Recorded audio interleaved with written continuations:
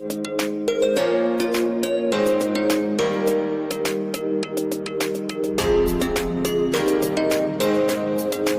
purba. Di berbagai belahan bumi, telah ditemukan beberapa fosil manusia purba.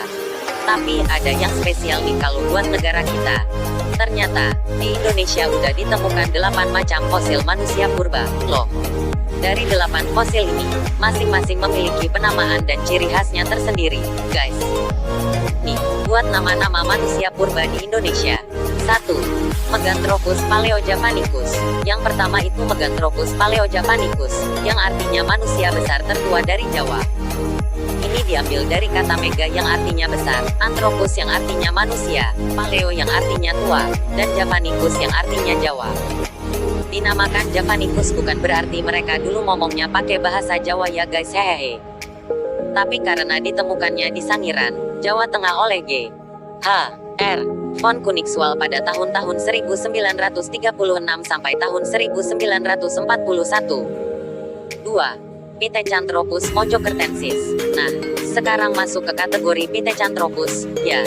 Ada yang namanya Pithecanthropus mojokertensis, artinya manusia kera dari Mojokerto. Ini diambil dari kata Pithekos yang artinya kera dan Anthropus yang artinya manusia. Karena ditemukannya di Mojokerto, Jawa Timur, jadi dinamainya Mojokertensis deh. Nah, kalau ini tingginya gak setinggi Meganthropus nih yang katanya bisa di atas 2 meter tingginya. Kalau mereka cuma kisaran 165 sampai 180 meter ya. Dan fosil manusia purba ini juga ditemukannya oleh von Koenigswald ya, pada tahun 1936.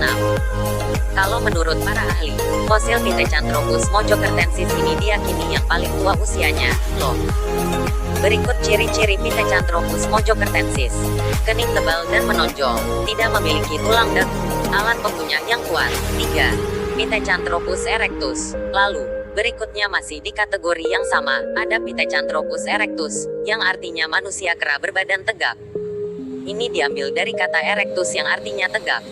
Kalau yang ini ditemukannya oleh Eugene Dubois pada tahun 1891 ya guys, di Lembah Bengawan Solo, Jawa Tengah. Berikut ciri-ciri Pithecanthropus erectus.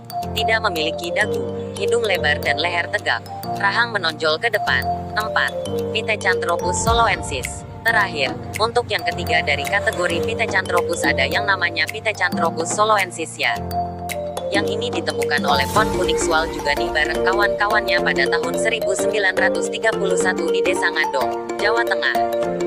Buat yang udah nebak, bener banget nih. Kata soloensis artinya solo ya, jadi kalau diartikan, Pithecanthropus soloensis adalah manusia kera berbadan tegap dari Solo. Berikut ciri-ciri Pithecanthropus sulensis. Tengkorak lonjong, tebal dan padat. Rongga mata sangat panjang. 5. Homo wajakensis.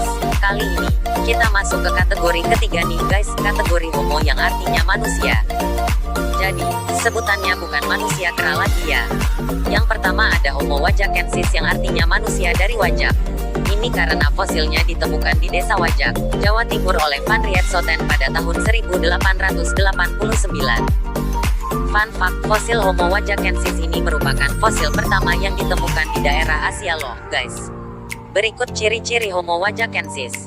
Volume otak 1630 cm3, tinggi sekitar 170 cm. Wajah datar dan lebar, memiliki tengkorak, rahang atas dan bawah, tulang paha, dan kening. 6. Homo floresiensis. Lalu yang kedua ada Homo floresiensis yang artinya manusia dari Flores. Ini karena fosilnya ditemukan di Pulau Flores, Nusa Tenggara oleh Peter Brown pada tahun 2002 loh, guys. Jadi, masih agak hangat lah ya dibanding yang lain kikiki. Penemuannya sempat jadi obrolan juga loh bagi para ahli, karena dibilang bisa jadi Homo floresiensis inilah yang merupakan nenek moyang orang Indonesia. Tapi uniknya, beberapa ahli menyebut fosil ini sebagai manusia, hobbit loh, guys. Karena tingginya cuma sekitar 1 meter aja hehehe. Berikut ciri-ciri Homo floresiensis. Tengkorak kecil, tinggi rata-rata 105 cm, dahi sempit dan tidak menonjol, rahang menonjol. 7. Homo soloensis. Yang ketiga ada yang namanya Homo soloensis, yang artinya manusia dari Solo.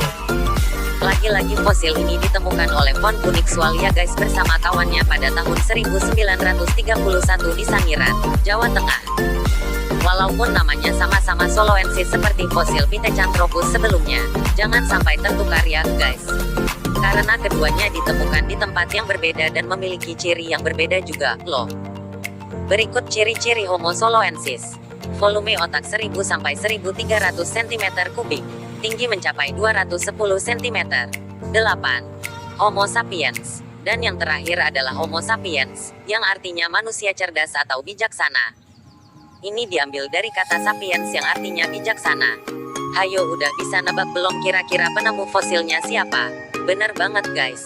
Fosil Homo sapiens ini ditemukan oleh von Koenigswald juga dan kawan-kawannya pada tahun 1931 sampai 1934. Nah, untuk Homo sapiens ini sebenarnya kategori umumnya gitu guys. Jadi Homo soloensis, wajakensis, dan floresiensis termasuk sebagai Homo sapiens juga, hanya saja masing-masing memiliki ciri khasnya sendiri. Homo sapiens. Berikut ciri-ciri Homo sapiens. Volume otak 1. 300 sampai 145 cm3, tinggi mencapai 210 cm, berat mencapai 150 kg. Oke guys, itu semua adalah fosil manusia purba yang ditemukan di Indonesia, ya. Perlu diingat juga nih, bukan berarti manusia purba cuma ada di Indonesia kok guys.